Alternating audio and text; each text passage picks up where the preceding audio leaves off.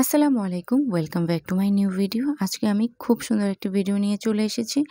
আসলে আমাদের বিকেলের নাস্তায় কিন্তু আমরা অনেকেই অনেক ভাজা পোড়া পছন্দ করি, তো তার জন্যই এই ভিডিও। তো চলুন শুরু করা যাক। প্রথমে আমি একটি কড়াই নিয়েছি আর তাতে কিছু পানি দিয়েছি এবং পানিটা ফুটে ওঠার জন্য অপেক্ষা করছিলাম। আর এর মধ্যে দিয়ে নেব আমি নুডলসটা। ও হ্যাঁ, আমি যেটা বলতে চাচ্ছি সেটা হচ্ছে আমি আজকে তৈরি করতে চলেছি একটা নুডলসের পকোড়া। এই রেসিপিটা কিন্তু অত্যন্ত দারুণ এবং খেতেও কিন্তু অনেক মজা। আপনারা চাইলে ট্রাই করতে পারেন। তাহলে দেখে নিন কিভাবে আমি কি করছি। গরম পানির মধ্যে নুডলসটা আমি দিয়ে নিয়েছি এবং নুডলসটাকে আমি খুব ভালো করে সেদ্ধ করে নেব।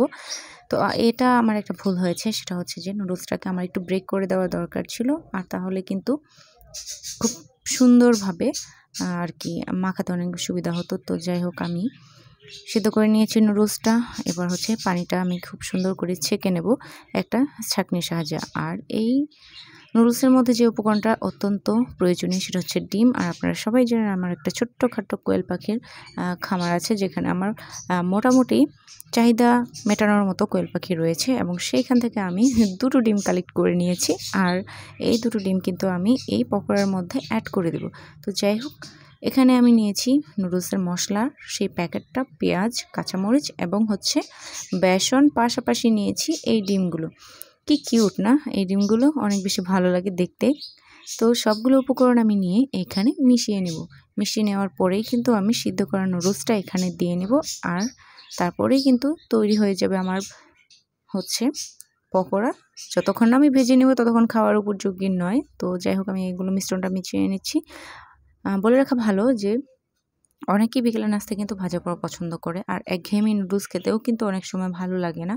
মনে হয় যে একটু ভিন্নতা আনলে অনেক বেশি ভালো হয়। তো তার জন্যই কিন্তু এরকমটা নুডলস আমরা সবাই কিন্তু খাই, কেউ সুপি নুডলস, কেউ হচ্ছে নর্মাল। আর আর আমি হচ্ছে খাই বিশেষ করে পকোড়া করে, আমার কাছে এটা খুব বেশি ভালো লাগে। তো এই তো আমি সেদ্ধ নুডলসটা এখানে দিয়ে নিয়েছি এবং এটাকে আমি খুব সুন্দর করে মিশিয়ে নিব। মিশিয়ে নেওয়ার পরে আমি এক এক করে তেলে ভেজে নেব। মেশানোর সময় হচ্ছে আমার একটু ব্যাক পেতে হয়েছে, কারণ হচ্ছে ওই যে বললাম আমি কিন্তু নুডলসটাকে ব্রেক করে নিইনি। আপনারা এটাকে সুন্দর করে ভেঙে নেবেন, তাহলেই কিন্তু সুবিধা হয়।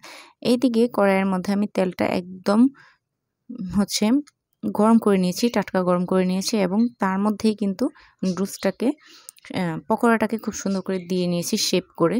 আপনারা আপনাদের পছন্দ মতো শেপ অনুযায়ী দিতে পারেন। তো আমিও কিন্তু খুব সুন্দর করে শেপ করে দিয়ে নিয়েছি এবং আস্তে ধীরে উল্টে পাল্টে তারপরে হচ্ছে ভেজে নিচ্ছি। এই পকোড়া কিন্তু গরম গরম খেতেই অনেক বেশি মজা। ঠান্ডা হয়ে গেলেও খাওয়া যায়, তবে গরম গরম খাওয়ার টেস্টটাই কিন্তু আলাদা।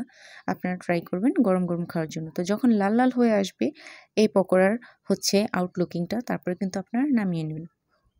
এইভাবেই আমি পর্যায়ক্রমে সবগুলো পকোড়া এক এক করে ভেজে নেব, এবং ভেজে নেওয়ার পরেই কিন্তু বসে পড়ব খেতে। এটা আপনার বিকেলের নাস্তায় সস আর হচ্ছে দিয়ে খেতে পারেন, বা টেস্ট বিট লবণ আপনারা এমনিও খেতে পারেন। তো যাই হোক, আমার কিন্তু এটা লাস্ট ছিল। তো এই হচ্ছে ভাজা শেষ। আর এতগুলো পকোড়া হয়েছে একটা মাত্র নুডলস থেকে, তাই আপনারা চাইলে পরিমাণে বেশি বাড়াতে চাইলে 2টা 3টা দিয়েও বানাতে পারেন। তো আমার কাছে এটা যথেষ্ট ছিল। তো এবার হচ্ছে খাওয়ার পালা। আর খেয়ে দিয়ে রিভিউ কী দিব, খেতে ধরলে তো আর থাকবেই না। তো যাই হোক, পড়ার টেবিলে মন বসবে না যতক্ষণ আমি এটা খাবো। খাওয়া শেষ করেই কিন্তু আমি হচ্ছে বাদবাকি কাজটা করব। আর বিকেলে নাস্তায় এরকম একটা হচ্ছে যদি আইটেম থাকে, একটা ভাজা পোড়া থাকে, তাহলে তো আর কোনো কথাই নেই। তো এই ছিল আমার ভিডিওটা। যদি আপনাদের ভালো লেগে থাকে আর তাহলে একটা লাইক, কমেন্ট আর শেয়ার করে দিবেন। আর আপনারাও কিন্তু বাসায় এই আইটেমটা ট্রাই করে দেখবেন। ধন্যবাদ।